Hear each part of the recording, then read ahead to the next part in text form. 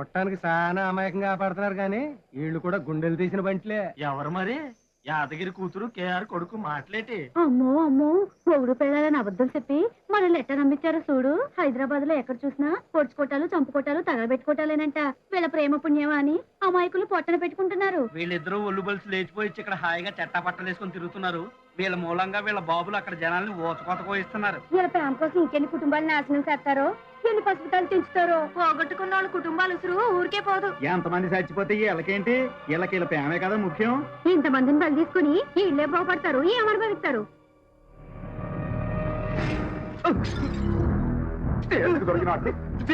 ఎలా వదిలిపెట్టారా నువ్వు? ఎలా వదిలిపెట్టారా నువ్వు? చేతకాని వెధవ. అక్కడ నరకేస్తావు.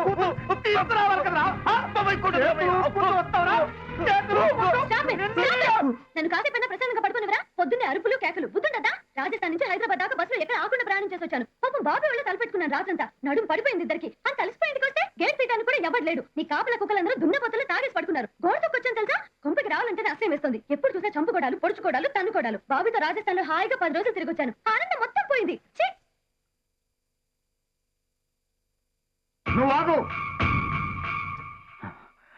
ఐఎమ్ వెరీ హ్యాపీ అమ్మా, వెరీ వెరీ హ్యాపీ. నా లైఫ్ లో ఫస్ట్ టైం ఇంత హ్యాపీగా ఉన్నాను. బాబీని కలవడానికి ముందు వరకు చచ్చిపోవాలనిపించలేదు, కానీ ఎందుకు బతికుండాలో మాత్రం అర్థమయ్యేది కాదు. బాబీని కలిశాక జీవితంలో ఇంత ఆనందం ఉంటుందని నాకు తెలిసింది. ఇప్పుడు నాకు బతకాలనుంది, అతనితో కలిసి బతకాలనుంది. అది ఒక్కరోజైనా సరే, ఒక జీవితమైనా సరే, 1000 జన్మలైనా సరే అతనితోనే కలిసి బతకాలనుంది. బాబీకి కూడా నేనంటే చచ్చేంత ఇష్టం అమ్మా. చచ్చేంత ఇష్టం అంటే ఏంటో తెలుసమ్మా నీకు? ఒకవేళ నేను గనక చచ్చిపోయాననుకో, వెంటనే చచ్చిపోతాడమ్మా నా బాబీ. నేను చచ్చిపోయాక కూడా నీ మొగుళ్ళ 20 ఏళ్ళు బతకడమ్మా నా బాబీ. నీ మొగుడు పక్కనున్నా గానీ నువ్వు చచ్చిపోయావమ్మా, కానీ నా పక్కన బాబీ ఉన్నంత వరకు నన్ను చావనివ్వడమ్మా. ఎముడొచ్చినా సరే నన్ను మాత్రం చావనివ్వడమ్మా నా బాబీ.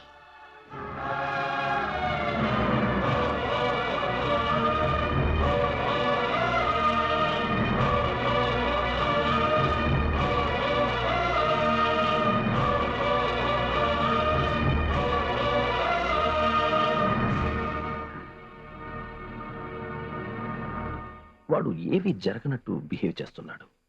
మనం కూడా అలాగే ఉందాం, ఏమీ జరగనట్టు. ఓకే, వాడు తిరిగి వచ్చాడు, నాకు చాలు. అక్కడికి వెళ్ళి నోటికొచ్చినట్టు మాట్లాడకు, స్మూత్ గా హ్యాండిల్ చేయి. పిల్లాడు. మీరు మరీ చెప్తారండి, ఆ మాత్రం తెలీదా నాకు? చూడండి ఎంత స్మూత్ గా హ్యాండిల్ చేస్తానో.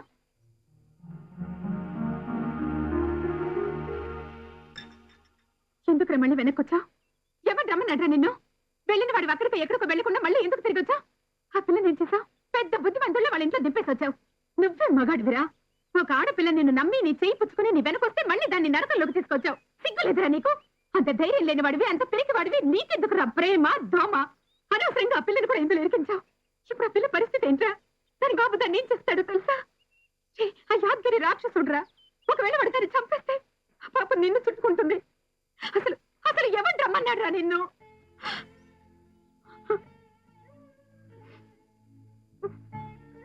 ఎక్కడో చోట మీరైనా సుఖంగా ఉండాల్సింది. తప్పు చేసావురా. అవునమ్మా, తప్పు చేశాను. పిరికి వాళ్ళ పారిపోయి తప్పు చేశానమ్మా. తిరిగి వచ్చింది ఆ తప్పును సరి చేసుకోవడం కోసం. ఇది నా జీవితానికి సంబంధించిన విషయం. అటో ఇటో తెలుసుకోవాల్సింది నేను. మధ్యలో ఎవరు బలవటం నాకు ఇష్టం లేదమ్మా. కానీ వాళ్ళకి మీ ప్రేమ అర్థం కాదు నాన్న.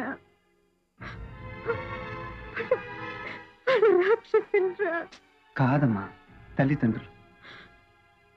గుళ్ళో పూజారైనా తీసే తలారైనా తండ్రేనమ్మా. డాడీ ఏం చేసినా నాకు డాడీయే కదా. యాదగిరైనా అంతే. తల్లి మనసును మించిన శక్తి ప్రపంచంలో ఇంకేం లేదమ్మా. నువ్వు నాకు మనస్ఫూర్తిగా సపోర్ట్ చేస్తే డాడీ ఏంటి, యాదగిరి ఏంటి, నీ ప్రపంచాన్ని గెలుస్తానమ్మా. పెద్దవాడు అయిపోయావురా. పెద్ద పెద్ద మాటలు మాట్లాడుతున్నావు. అమ్మకేం అర్థం కావట్లేదు. నన్ను నమ్మమ్మా. I win this battle. ఈ యుద్ధంలో చివరి గెలుపు నాదేనమ్మా. చివరికి మా ప్రేమి గెలుస్తుంది. భాగ్యమతి, భాగ్యమతి, అమ్మమ్మ. భాగ్యమతికి అమ్మమ్మ అంటే మీరు నాకు నాయనమ్మ అవుతారు. భాగ్యమతి చెప్పింది నాయనమ్మ. వాళ్ళ నాన్న ఎప్పుడు బండు బూతులు తిడతారంటగా. ఎంత తిట్టినా ఏం లాభం నాయనమ్మ, వాళ్ళు మారరు. ఓ uncle. Hi uncle. Uncle Bhagyamati ఇంట్లో ఉందా? ఏం లేదు అంకుల్, నా పర్స్ భాగ్యమతి దగ్గర ఉండిపోయింది. భాగ్యమతి చైన్ ఏమో నా దగ్గర ఉండిపోయింది. అంటే ఈ చైన్ లో వాళ్ళ అమ్మ ఫోటో ఉంది. అఫ్ కోర్స్ మీ ఫోటో కూడా ఉందనుకోండి. అరే నువ్వు ఇక్కడే ఉన్నావా? మరి ఇందాక నుంచి మాట్లాడవేంటి సిగ్గా? ఇదిగో నీ చైన్. ఆ పర్స్ ఎంత ఇంపార్టెంటో తెలుసా? నా ఫ్రెండ్స్ అడ్రస్ అన్ని దాంట్లోనే ఉన్నాయి. ముందు చెప్పండి, వాళ్ళు మన పెళ్ళికి వస్తారు. అవును, ఏంటి అలా ఉన్నావు? రాత్రి అంతా నిద్ర పట్టలేదా? ఎందుకు పడుతుందిలే. సరే సరే, అమ్మ నీకు ఈ చీర రమ్మంది, సాయంత్రం ఇంటికి కూడా రమ్మంది. నువ్వు ఆ చీర కట్టుకొని వస్తే బాగుంటుంది. అమ్మ కూడా హ్యాపీగా ఫీల్ అవుతుంది. ఓకేనా? ఓయ్, ఏంటి అంకుల్? నా ఇంటికొచ్చి నా ముందే నా కూతురి మీద చెయ్యేసి మాట్లాడి వెళ్ళిపోతున్నావు. ఏంట్రా నీ ధైర్యం? అయ్యో, నాకు అస్సలు ధైర్యం లేదు అంకుల్, అస్సలు ధైర్యం లేదు. ఎందుకో చెప్పనా? చిన్నప్పటి నుంచి నాకు భయం అంటే ఏంటో తెలియదు అంకుల్. అయినా అంకుల్, నిన్ను చూసి నేను ఎందుకు భయపడాలి అంకుల్? ఏం పీక్గలవు నువ్వు నన్ను? తొక్క అని అడగాలి. కానీ నువ్వు భాగ్యమతి ఫాదర్వి, నీకు రెస్పెక్ట్ ఇవ్వాలి అంటే నేను గౌరవించాలి. ఏం చేయగలవు మమ్మల్ని అంకుల్? మహా అయితే చంపుతావు. చావు అంటే పనిష్మెంట్ కాదంకుల్. పగలకి మధ్యన రాత్రిలాగా జన్మకి మధ్యన రెస్ట్ అంకుల్ చావు అంటే.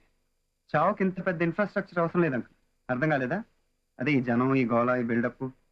బెడ్రూమ్ లో లైట్ స్విచ్ అయిపోయి షాక్ కూడా చచ్చిపోవచ్చు అంకుల్. నేను కాలు జారి పడిపోయి అనుకోండి, దెబ్బ సరిగ్గా ఇక్కడ తగిలింది అనుకోండి, ఫినిష్. ఏంటి కోటి, అంతేగా? ఏంటి అలా చూస్తున్నావు? నీ గురించి భాగ్యమతి చెప్పిందిలే. ఒక చిన్న చావుకి నా చేతులు కాళ్ళు వణికిపోయి అంకుల్ నీ కాళ్ళు పెట్టేసుకుంటాను అంకుల్, నన్ను వదిలే అంకుల్, బతుకుంటే బయటికి వెళ్ళి బజ్జీలు అనుకుంటాను అంకుల్, నీ కూతురు నీ దగ్గర పెట్టేసుకో అన్నారు. నీ గుమ్మం దాటాకి స్కూటర్ సైకిల్ గుద్దుకొని చచ్చిపోవచ్చు కదా. 6 అడుగులు అందగానే అంత హీనంగా చేస్తే ఏం బాగుంటుంది అంకుల్? నువ్వే చెప్పు, ఒకసారి ఆలోచన చెప్పు. ఇంపాసిబుల్. నీ కూతుర్ని వదలనంటే వదలను. ఇదివరకైతే కత్తులు కటార్లు ఉండేవి అంకుల్, ఇప్పుడు గన్నులు కదా. లోన ఎక్కడో ఉండే ఉంటుంది. నువ్వు ఆ గన్ తీసి కాలుస్తావు అంకుల్. ఆ బుల్లెట్ తినగా రాదు అంకుల్. అది తిరుగుతా వచ్చి తగ్గుతుంది. సినిమాలో చూపించినట్టు బ్లడ్ డామని బయటికి రాదు అంకుల్. ముందు నా టీషర్ట్ కలిపి, దాని తర్వాత నా చర్మం కలిపి, దాని తర్వాత నా బ్లడ్ స్లోగా బయటకు వస్తాను. కింద పడంగానే డామని సౌండ్ అంకుల్. నీ కూతురు అక్కడ పడిపోయి ఉంటుంది. నువ్వు పరిగెత్తికెళ్ళి చూస్తావు అంకుల్, నీ కూతురు చచ్చిపోయి ఉంటుంది. కోపంగా నాయక చూస్తావు అంకుల్, నేను చచ్చిపోయి ఉంటాను. ఏం చేయగలిగారు మమ్మల్ని? ఏం పీక్కగలిగారు మమ్మల్ని? ఏమీ పీకలేదు. మమ్మల్ని ఇద్దరిని చంపడానికి జస్ట్ 1 బుల్లెట్ చాలు. Just 1 bullet. దాన్ని కలిస్తే నేను చచ్చిపోతాను, నన్ను కలిస్తే అది చచ్చిపోతాను, కలిసి చచ్చిపోతాను. Just 1 bullet. ఏంటో అంకుల్, మంచి మూడు మీద వచ్చి నువ్వేమో సీరియస్ గా మాట్లాడిచి మూడంతా చెప్పేసి ఇప్పుడు నన్ను వాగించడం అవసరమా? సర్లే, వస్తాను అంకుల్. వస్తా కోటి. బాయ్ నాయనమ్మా. పదరాని పెళ్లి కార్డులు ప్రింట్ చేసుకోవాలి కదా.